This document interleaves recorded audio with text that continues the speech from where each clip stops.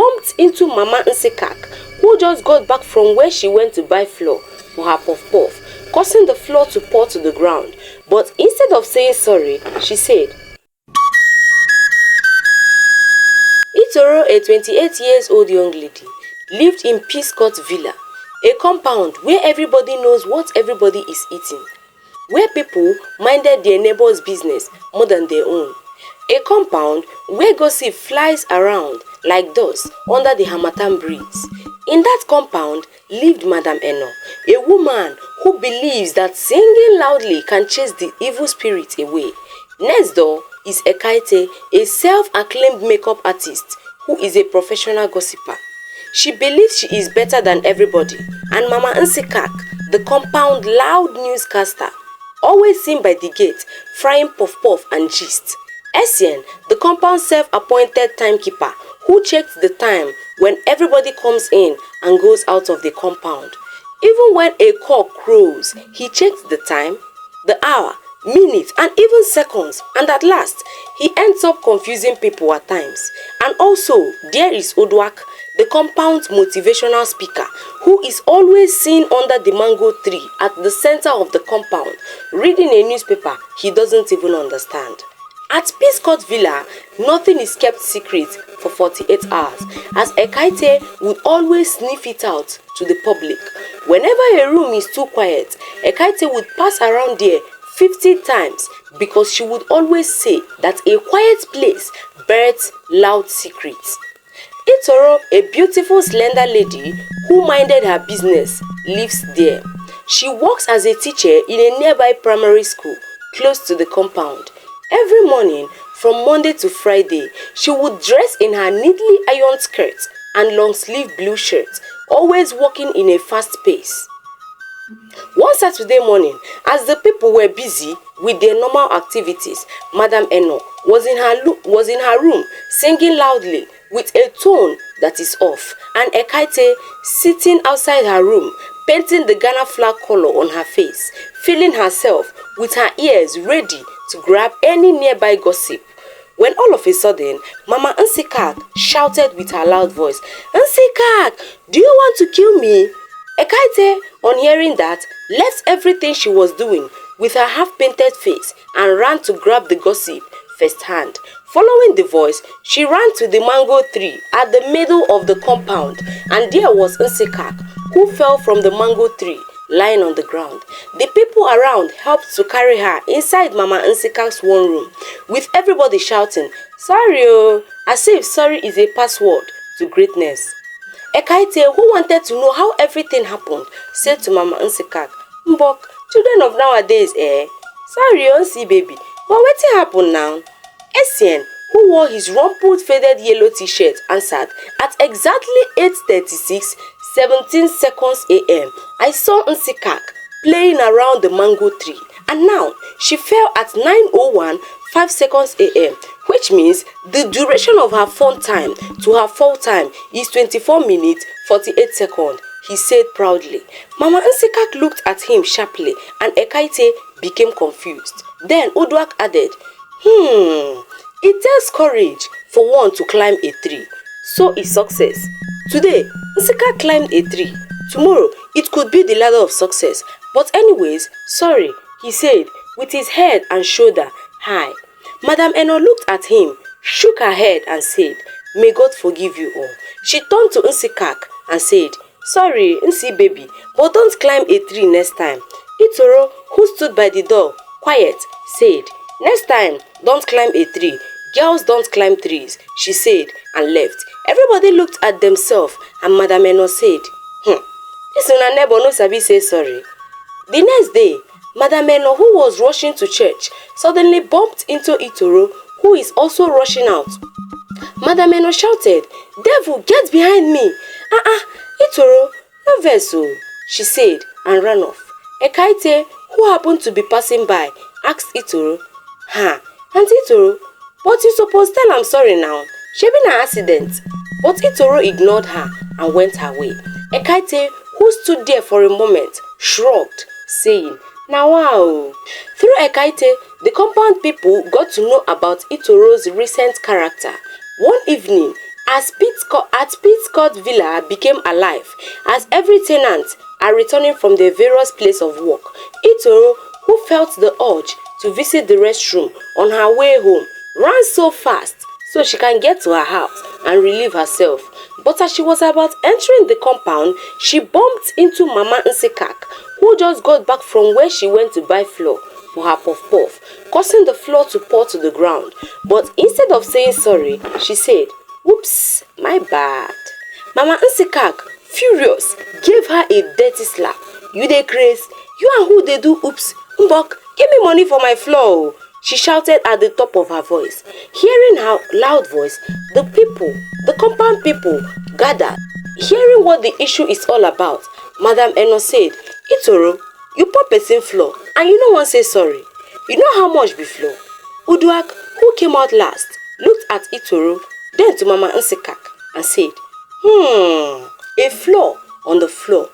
Today it is flour. Tomorrow it could be money," he said, walked towards the mango tree and sat in his usual spot.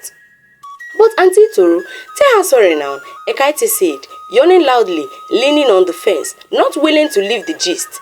Itoro sat in her small room, crying and pressing her bruised face with a warm towel dipped in a warm water, after collecting free exclusive beating that evening from Mama Nsekak. That night, she cried all through. The next day, as Essien sat under the mango tree, checking time whenever he hears any slightest noise, Enkay walked up to him, hailed him, saying, "Essien the time machine, how you dey now?" Essien looked at his watch, then at her and said, "At exactly 12 seconds p.m., you left your room and got here. How may I help you, Enkay?" Enkay looked around, lowering her voice. She said, "Shey you know say this Itoro na witch. She dey always fly for night. Now why she no dey ever say sorry?" Uduak looked at her and said, "You mean am? No wonder, because me too dey suspect her." Madam Eno, who overheard them, came close and added, "I dey suspect her too. Now why are they always fast 2 times in a day these days?" Suddenly, everybody kept quiet as Itoro walked past them in her usual fast pace. After that incident with Itoro, Mama Nsekak would always tell anybody that cared to listen that Itoro na witch. Although everybody in the compound suspects her, but with Mama Nsekak's loud voice and newscasting ability, it became clearer to them. Not long, the compound children started making fun of Itoro. A little boy once scribbled the word "sorry" on a sheet of paper, ran to Itoro, who sat beside a pile of clothes, washing, and said, "Auntie, my teacher said I should learn how to pronounce this. Can you help me?" When Itoro saw the paper, her face changed. She chased the boy away with a stick. Soon, other people got to know about Itoro. They referred to her as that teacher wey no sabi say sorry. One Thursday evening, Itoro barged into the compound, crying. Essien, who sat at a corner in the corridor, counting how long he breathed in a second, asked her loudly, "Itoro, at exactly 5:58 p.m., you barged into this compound, crying. What's wrong?" Itoro said amid sob, "I got robbed." Essien looked at her and said, "Oh, you got robbed? Okay, oh." The other neighbors, on hearing the noise, came out, one after another. Enkay, on hearing what is on ground, shouted, "Hey, yeah, Auntie Itoro, next time, be careful." Mama Nsekak shouted, "Na rob them rob you, they no kill you." Itoro felt bad. She ran into the compound, expecting pity from them, but ended up getting a dose of her own medicine. That night, Itoro couldn't sleep. She asked herself if these people will ever come through for her if anything happens to her. Before Itoro packed into that compound, she was a well-known busybody in her former yard, always snooping around, looking for gossips, and her own always starts with, "Sorry, oh." Whenever anybody quarreled or fought with her husband, she would always visit the person later and say to the person, "Sorry, oh, madam, but wetin happen now?" Even when one of her neighbors, who was an Okada rider, was rumored to have impregnated one Alhaji's daughter, she would always say, "Sorry, oh, but na true." The last straw that made her pack out of that compound was the day she saw the landlord of the compound coming out of a hotel holding a girl. She told a neighbor, who told another neighbor, who told the landlord's wife, and the fight started. When they later settled, they traced the gossip to Itoro, and the landlord, not wanting it to look like he was guilty, decided to set a trap for her. One day, he told every tenant that he and his family would be traveling to Uyo and that they won't be coming back, so he would want to hand over the compound to any of them that impressed him. Itoro, on hearing that, decided to try. She one day went to meet the landlord. When she got to where he sat, she said, "Landlord, no vex o, but I fit look after the compound for you. I sabi look after something well. The landlord looked at her from head to toe. Irritated, he stood up and left. The landlord, who saw Itoro coming and brought out his phone, setting it to record, edited the record to Itoro saying, "Landlord, I sabi look after you well," and showed his wife. When she saw the voice record, she fumed in anger, stormed out of her house straight to Itoro's room. When she got to Itoro's room, she saw Itoro laughing with her phone pressed to her ears. She grabbed her and beat her up mercilessly, calling her husband snatcher.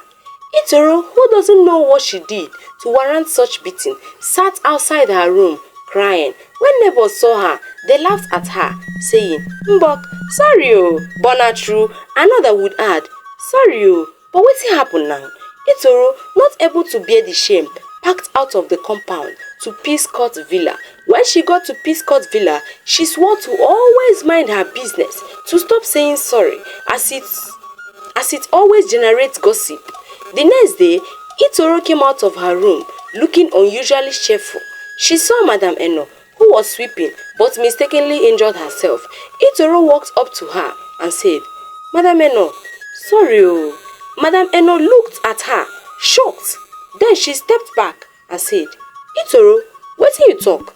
But Itoro smiled slightly and walked away. That evening, while the compound people gathered under the mango tree and Madam Eno telling them about what happened, Itoro surprisingly carried her plastic chair and sat with them, saying, "Sorry o, I decided to join you people." They looked at her unbelievably. She apologized to them for her past behavior, telling them her reasons for acting such way. Madam Eno said immediately, "Na my midnight prayer dey work so." The tenants laughed. They hugged Itoro. Mama Nsikak said, "We no dey find who go dethrone our landlord for here o," and everybody busted out laughing again.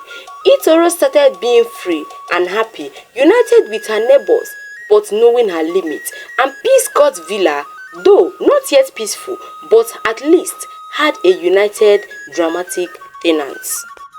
Thank you for watching this story.